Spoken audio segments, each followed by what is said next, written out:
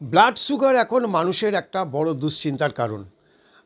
বিশেষজ্ঞরা বলছে আগামী 10 বছর বা 20 বছরের মধ্যে ভারতবর্ষের 70% মানুষ এই ব্লাড সুগারে আক্রান্ত হবে। কিন্তু এই সুগার কতটা বিপজ্জনক, কতটাই বা আমাদের কাছে এটা গ্রহণযোগ্যতা রয়েছে, বা এর যে প্যারামিটার, সেই প্যারামিটারটা আদৌ আমাদের কতটা রয়েছে, এর বাইরেও কোনো কিছু রয়েছে কি না চিকিৎসা বিজ্ঞানে, কথা বলবো বিখ্যাত প্যাথোলজিস্ট ডাক্তার গোপেশ্বর মুখার্জির সঙ্গে। ডাক্তারবাবু, একেবারে সরাসরি একটা যেটা প্রশ্ন, যে সুগার নিয়ে যে মানুষের মধ্যে একটা বিরাট শঙ্কা বা ভয়, আদৌ কি এতটা ভয় পাওয়ার কারণ এটা? না, এই ভয় পাওয়ার কোনো কারণ নেই। এই ভয়টাই আবার সুগার বাড়িয়ে দেবে। এই যে ভয়টা তো একটা সাইকোলজিক্যাল ব্যাপার হয়ে যাচ্ছে লোকের। তার ব্লাড সুগার এমনিতেই কিন্তু বেড়ে যাবে এই ভয়ের জন্যে, শঙ্কার জন্যে। শুধু শঙ্কার কোনো কারণ নেই। আমাদের মানুষকে বুঝিয়ে বলতে হবে কী করা দরকার, যাতে তার রোগটা থেকে সে নিরাময় হতে পারে বা কমপ্লিকেশান না আসে। সুগারের তো মেন কথা তার কমপ্লিকেশান। সেই কমপ্লিকেশানটা হচ্ছে কি না, হতে পারে কি না, সেই সম্বন্ধে লোকটাকে আমার অবহিত করতে হবে। আজ এই শঙ্কার কোনো কারণ নেই তো। আমরা যেটা জানি যে এই যে প্যারামিটার বা 100 থেকে 110 ফাস্টিং যদি থাকে খালি পেটে, সেটা হচ্ছে নর্মাল। তার উপরে গেলে প্রি ডায়াবেটিক, এবং 120-25-এর ওপরে গেলে সেটা ডায়াবেটিক পেশেন্ট হিসাবে তাকে ট্রিট করা হয়। এবং তার সাথে প্যারালালি যেটা আছে যে আপনার পিপি যেটা করা হয় সেটা, এবং HbA1c 5.7-এর ওপরে গেলে প্রি ডায়াবেটিক। এই যে প্যারামিটারটা, এই প্যারামিটারটা আদৌ কি গ্রহণযোগ্য রয়েছে, না এর বেশি হতে পারে? না, আমি যে কথাটা সব জায়গাতে বলি, কনফারেন্সগুলো তো বলি, এক একটা জায়গার মানুষের ব্লাডের বিভিন্ন প্যারামিটার ডিপেন্ড করে সে কী খাওয়া দাওয়া করে, সে কীরকম থাকে, সে তার হ্যাবিটেটটা কী। দেখুন, আমরা তো ভেতো বাঙালি, ভাত আমাদের খেতে হয়। কাজেই আমাদের বাপদাদারাও ভাত খেয়ে গেছে। কাজেই আমরা যে ভাত খাই, ভেতো বাঙালি মানে কার্বোহাইড্রেট খাচ্ছি, আমাদের কার্বোহাইড্রেট টলারেন্স হয়েই যায় শরীরে ন্যাচারালি। এখন ওই লেভেলটা যে আমাদের ক্ষেত্রে প্রযোজ্য করতে হবে, এটা আমার মনে হয় সঠিক নয়। এখানে আপনি যেহেতু ভেতো বাঙালি ভাত খান এবং একটু কার্বোহাইড্রেট খান, আমরা একটু রসগোল্লা সন্দেশ পেলেও খুব খুশি হই।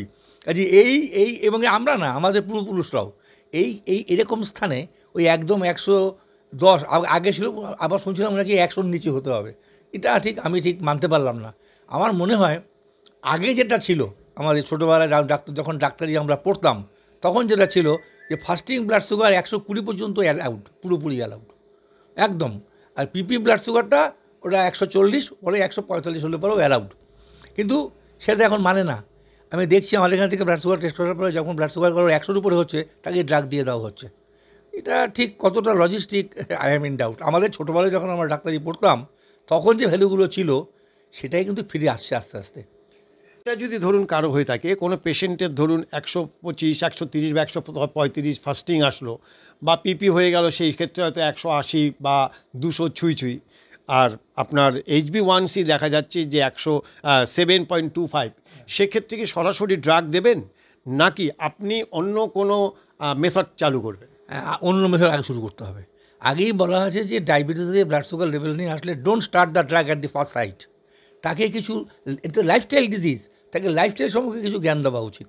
একটু ফিজিক্যাল এক্সারসাইজ। আগে আমরা দেখতাম বয়স্ক লোকেরা রাস্তায় হাঁটতে বেরোতো, হাতে ছাতা নিয়ে হাঁটতে বেরোতো। এই যে হাঁটাহাঁটির ব্যাপারটা, একটু মাইল্ড এক্সারসাইজ করা, ঠিক আছে, আপনি জিমে গিয়ে করেন, তাই আপনি করুন। যারা বেরোতে পারছেন না, আসন করুন ঘরে বসে।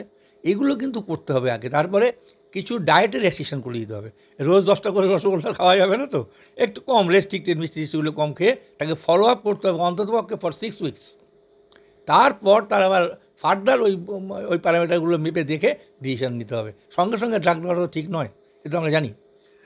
আরেকটা যেটা প্রশ্ন, যে এখন এই চিকিৎসকরা, এক শ্রেণীর চিকিৎসক, সবাই না, চিকিৎসকরা, তারা এই চিকিৎসাটাকে একটা ব্যবসায় পরিণত করেছে। মানে এই যে সুগার হলেই, একটু এদিক ওদিক হলেই সাথে সাথে তাকে ওষুধ দিয়ে দেওয়া, তার মধ্যে একটা ভয় দেখিয়ে দেওয়া। আপনার কি মনে হয় যে এর পেছনে মানে ওষুধ কোম্পানি, প্রলোভন, এগুলি কাজ করে? শুনুন, বিভিন্ন ওষুধ কোম্পানি আমাদের ডাক্তারবাবুদের বিভিন্ন জায়গায় এই ডায়াবেটিস নিয়ে একটু ট্রেনিং ফেনিং দিচ্ছে। আপনি কি মনে করেন যে বিভিন্ন ওষুধের কোম্পানি উইদাউট ইন্টারেস্ট তারা ট্রেনিং দিচ্ছে?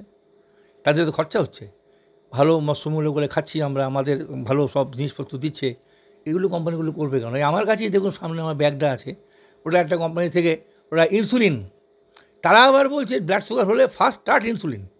ডান ভাই টাকা হওয়ার দরকার নেই। আমার সঙ্গে তর্ক তো কী হয়ে গেল? আর বলছেন কি মশাই?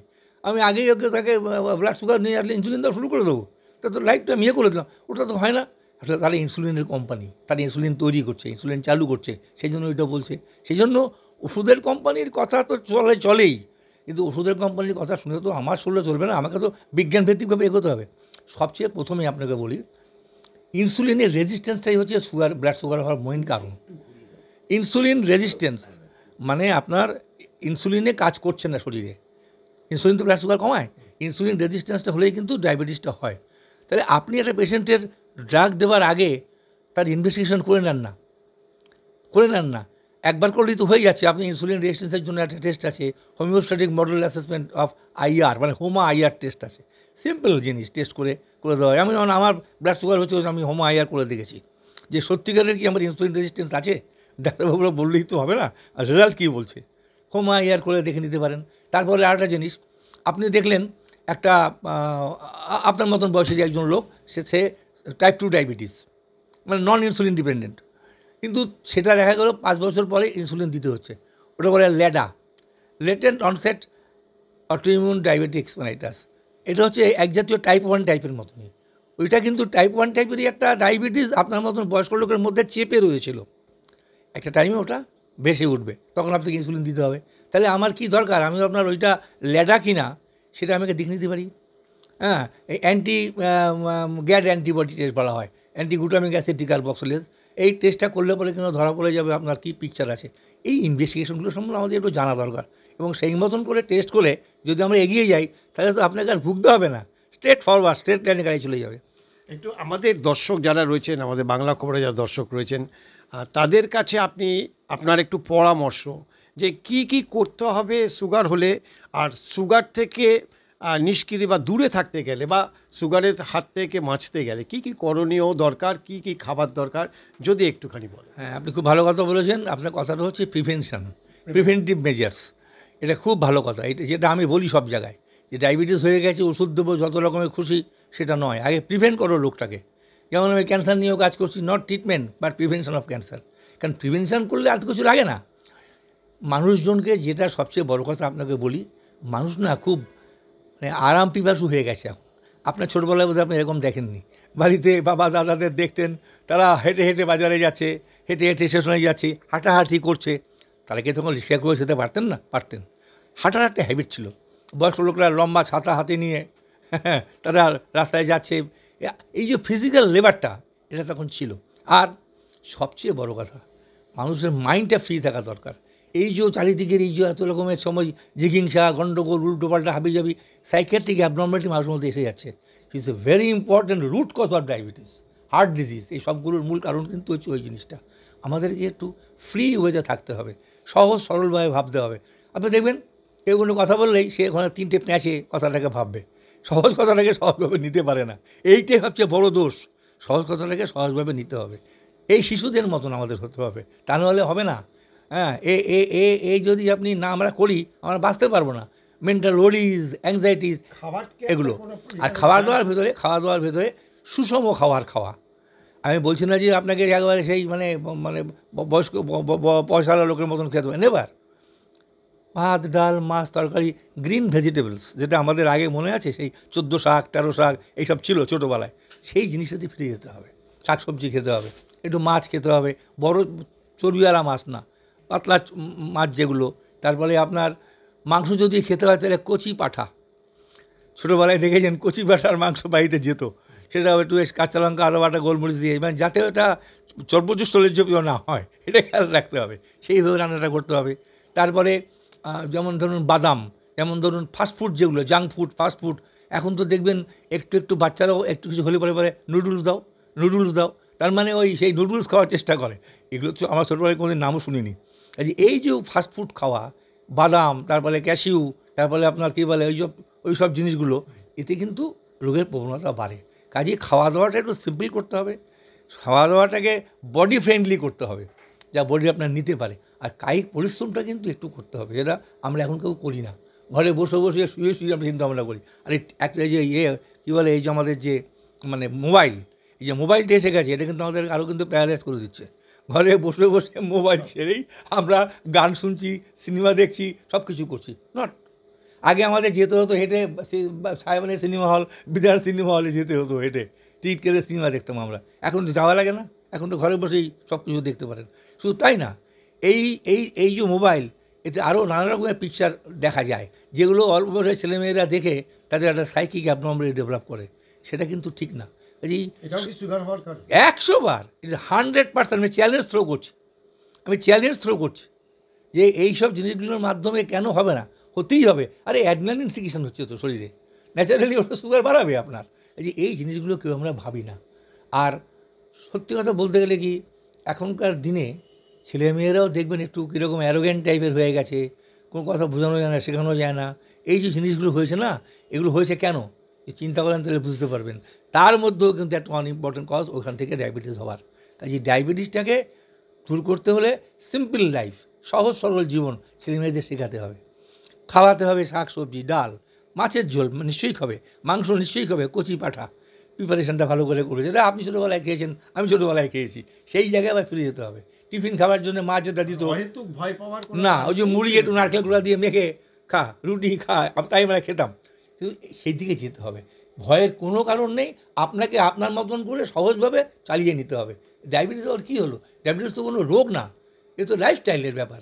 আমরা কথাতেই বলি যে লাইফস্টাইল ডিজিজ, যেটা ভয় পাওয়ার কিচ্ছু নেই, তো একে শেষ করা কোনো কঠিন ব্যাপারই না। আমরা শুনলাম অত্যন্ত মূল্যবান পরামর্শ আমরা শুনলাম। আমাদের যারা দর্শক আপনারা দেখলেন, আপনারাও এটাকে প্র্যাকটিস করুন, লাইফস্টাইল চেঞ্জ করুন, কায়িক পরিশ্রম করুন, সকাল বিকেল সব মিলে অন্ততপক্ষে 30 থেকে 45 মিনিট হাঁটা প্র্যাকটিস করুন, এবং খাবার দাবার অত্যন্ত সুষম খাদ্য, বিশেষ করে জাঙ্ক ফুড এবং ফাস্টফুড থেকে দূরে থাকুন। তাহলেই কিন্তু আপনি এই প্রিভেনশন অর্থাৎ ডায়াবেটিস থেকে আপনি দূরে থাকতে পারবেন। এবং পাশাপাশি এতদিন ধরে যেটা আপনারা জেনেছেন যে 100 বা 110-এর বেশি হয়ে গেলেই আপনি ডায়াবেটিস পেশেন্ট, এই চিন্তা মাথার থেকে একদম বাদ দিন। আমি নিজে 140 ফাস্টিং নিয়ে ঘুরে বেড়াচ্ছি, ডাক্তাররা বলেছে আপনার কোনো চিন্তার ব্যাপার নেই, যেরকম লাইফস্টাইল আপনি ডিল করছেন করুন, হাঁটাচলা করছেন করুন, কোনো অহেতুক কোনো চিন্তা করবেন না। কারণ আমরা বাঙালি ছোটোবেলা থেকে আমরা মিষ্টি খেতে অভ্যস্ত, মিষ্টি মুখে দিয়ে আমরা বাচ্চাদের মধ্যে আমাদের এখনও চল আছে মিষ্টির জল দিয়ে দেওয়ার, ফলে আমাদের এই কনজামশন করার ক্ষমতা অনেক বেশি, যেটা আমেরিকান বা অন্যান্য দেশে অনেকটাই কম, কারণ ওরা কার্বোহাইড্রেট কি জিনিস খায় না। ফলে মস্তিতে থাকুন, আনন্দে থাকুন, লাইফস্টাইলকে চেঞ্জ করুন, আর একটু পরিশ্রম করুন। আজ এইটুকুই থাক। আমরা বাংলার খবরে আবার আপনাদের এরকম বেশ কিছু চিকিৎসা সংক্রান্ত বিষয় আপনাদের কাছে আমরা ফিরে আসবো।